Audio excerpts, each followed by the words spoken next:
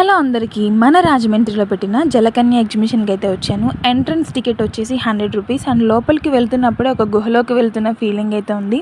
లోపల కూడా చాలా కూల్గా ఉంది. మ్యాక్సిమం కాశ్మీర్ ఉన్న ఫీలింగ్ అలాగే అనిపించింది అనమాట. అంటే అంత కూల్గా మెయింటైన్ చేశారు. అండ్ అలాగే లోపల అక్కడక్కడ యాపిల్ ట్రీస్ అండ్ అలాగే వాటర్ ఫాల్స్ కూడా చాలా బాగున్నాయి. మెయిన్గా పిక్చర్స్ తీయడానికి కొన్ని సెట్స్ అయితే ఉన్నాయి, అవి ఇంకా బాగున్నాయి.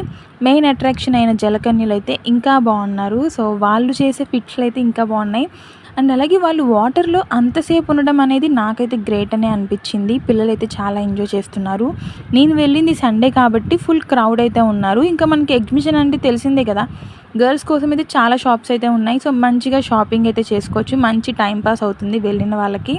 అండ్ అలాగే పిల్లలు ఆడుకోవడానికి చాలా గేమ్స్ ఉన్నాయి, పెద్దవాళ్ళు ఆడుకోవడానికి కూడా గేమ్స్ ఉన్నాయి. చిలక జోష్యం ఉంది.